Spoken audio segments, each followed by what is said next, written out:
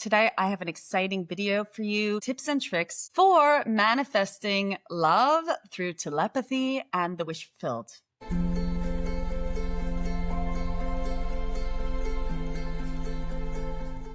This video is related very much to many of my client sessions recently, both with Vagrein and on a coaching level. It seems that in the matters of the heart, it is not always so easy to not get sucked into the human experience and to stay aligned with your deepest knowing in terms of a powerful, sovereign, divine being that is capable of manifesting anything you want.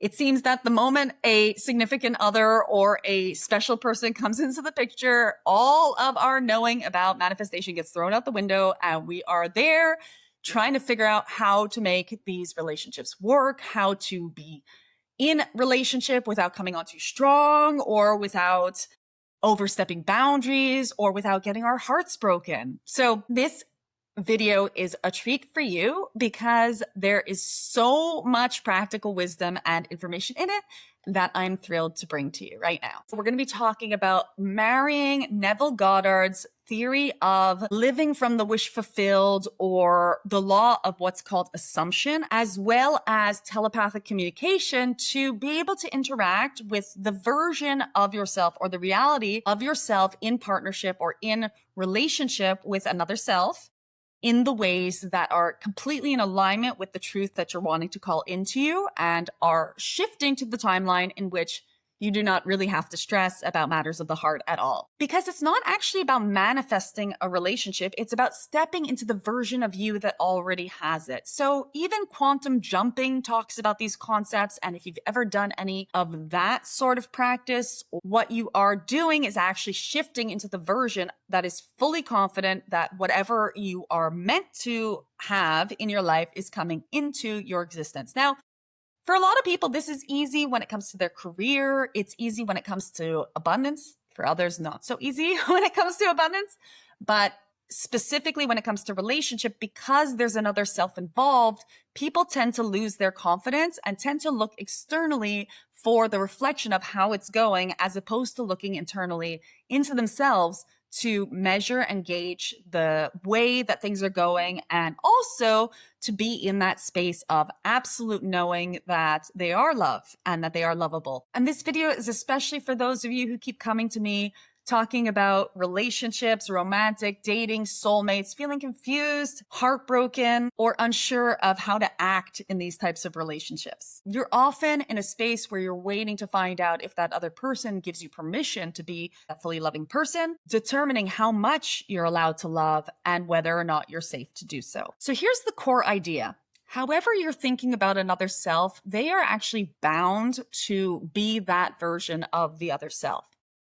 In relational situations, often out of the infinite versions of them that exist, yes, infinite versions, it's you with your energy, your frequency, and your vibration that is selecting the one that ends up manifest in your reality. You've probably already noticed that when doubt or fear shows up in your behavior, it kind of also mirrors and shows up in theirs, right? That's because your own vibration is communicating louder than your words, and whatever it is you're vibrating as, it's what needs to be reflected to you in the form of the other self. But here's the great news. If you can raise your vibrational frequency to that of certainty, of joy, of love, of abundance, of interaction, then the other person's frequency is obliged to raise to the same levels, or obliged to leave your reality. When you transmit certainty, joy, abundance, love, and safety to the other person, even if you don't believe in the metaphysical aspects of how this works, the other person is going to sense that and feel like they can come closer to you.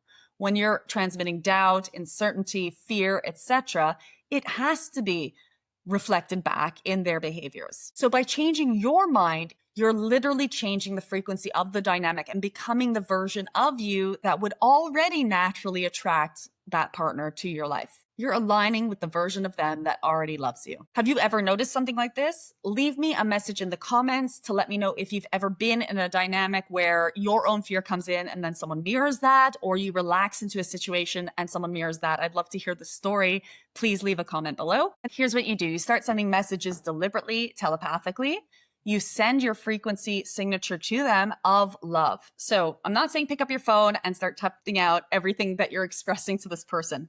But within yourself, allow yourself to feel the love that you have for this person and to send it to them. So send that telepathic message about how much you appreciate them. Send that telepathic message about what you admire about them. Send that telepathic message about how much you want to give to them, etc. Then throughout your day, keep focusing on the highest version of that other self so that you are cultivating within yourself the energies of that highest version of yourself, the person that has to rise to meet that person with their vibrational frequency.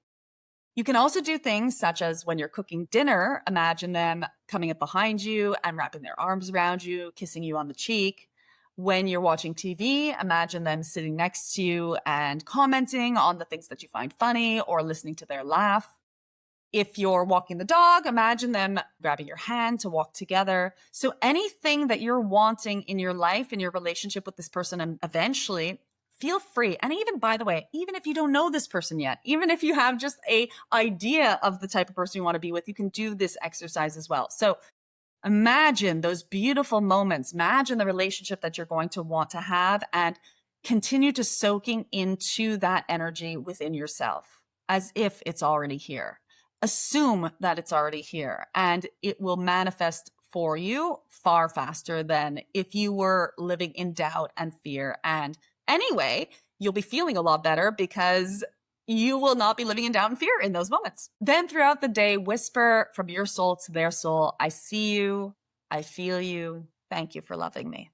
And then, as is everything in the universe, simply let it go. So what was one moment today where you could include one of these imaginations with your person in your experience? If you can think of something along the lines of the examples that I gave you for the kitchen, put them in the comments so that other people who are reading the comments can use your creative energy to imagine their special person more often in their life, whatever it might be. If you have an inspiration of how you can incorporate your person on a non-physical level into your life, please leave it in the comments now. Whenever I share something along these lines that is a little bit metaphysical, what inevitably happens is that someone asks that question, well, what if it doesn't work? What if that person doesn't show up? What if that person's soul, even in its higher version, isn't aligned with partnership with me? Well, yes, that's entirely possible because we do have certain soul contracts in which they're not meant to end in happily ever after. And of course, those people must leave your life so as you can get what it is you truly want. I have some videos on this about how you deserve more than a twin flame relationship or any other aspects of why things don't work out. We have to address that in this because this is not manipulation. It is not sorcery or witchcraft. It is aligning with what is highest for both of you. So what if your person doesn't show up? Well, this is where it gets really absolutely magical. Even if your specific person doesn't show up, that's okay. It's not a failure. You didn't do anything wrong. It means that when you raise your vibration to that highest level, there was a determination from all beings involved that you are not actually going to be able to be matched in your deepest desire by this particular person in the life journey that they are currently having. Sometimes when you're hyper-focused on a specific person, you don't get to realize yet that it was just a soul ally and not necessarily a life partner. There's a very big difference between someone that is here to be with you for a season, someone who is meant to be with you for a reason, and someone who is meant to be with you for a longer term experience where there is fulfillment for all parties involved. Sometimes the person that you're currently focused upon is a placeholder, is an inspiration for you to learn more of what you truly want and learn how to discern those things that actually are not in alignment for you. So sometimes letting go is the best medicine for you. But you can have faith that you will know that as you continue along your journey, because as you raise your vibration and you feel better and better, if this person also doesn't raise their vibration, you will see the discord between the two of you, and eventually your feelings will simply just fade away. Hoping that they're going to change after you already have doesn't make much sense for very long, and your logical mind will kick in and say, you know what? I actually want something different. I'm not actually as attracted to this person as I used to be.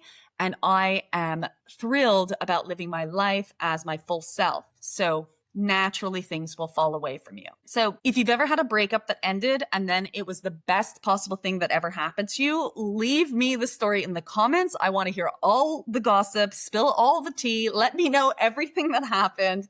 And let me know why, after that particular breakup, you found yourself in a much better position, or why you then moved on to someone who was even more significant for you. Do let me know. Let the rest of the viewers know, because your experience might be exactly what they need to hear to move on and move out of some situations or dynamics in which they're feeling that they're stuck in a relationship that actually isn't serving them. Here are some of the common pitfalls or problems that you might face. So you know how there are certain cakes that if you put them in the oven and you open the oven door, the change in temperature will have the entire cake fall and be completely flattened and ruin your recipe? Well, that is kind of like what this is all about. You are not meant to, with this particular practice of telepathic attraction, of law of assumption, meant to go and check the progress of what you are calling into yourself. You're meant to stay in your own lane, focus on your own life, focus on your own love, and allow the other person, or allow reality to manifest the version of the other person that then is already enamored with you, already contacting you and reaching out whenever it is you want them to, or that is receiving your love in a more open and receptive way. Don't check that the manifestation is working. Don't open the oven door. Don't obsess over this person. Don't doodle their names in a notebook. All you need to do is stay in alignment with yourself and stay in that space of love. Go ahead and imagine them in your day-to-day experience, but do not now transfer that to physical manifestation of reaching out. Don't stalk their profile. Don't send them a million messages. Don't call them 10 times a day. You've already ordered from the universe the delivery of what you want. Have the patience to sit in your own center and wait for it to be delivered. Another important thing to keep in mind is that when they do get in touch, do not freak out. Do not play hard to get. Do not collapse. Do not spiral. Do not punish for all the time that they didn't reach out. Just know that your manifestation is coming to fruition and that you are now in a space of being able to receive the version of them that is crazy about you, or moving towards being crazy about you. For example, if you had been married to this person already for 20 years, how would you respond to them sending you a message? You might be happy. You might be receptive to it, but you certainly wouldn't make a huge deal about it, would you? So this is the new energy you're practicing now. It's receptivity, it's overflow, it's this confidence that radiates from your being completely, that so you don't even have to think twice about what's going on. You simply know deep inside of yourself that this is correct. And if you're ready to call this into your reality, leave a comment right now saying, I am ready to call it in. So it is, so it's done. Leave an emoji that for you represents this magic having already taken place. And just as another piece of this, I want you to also begin to align and reframe your life so it matches with your future vision of what this partnership is going to be like.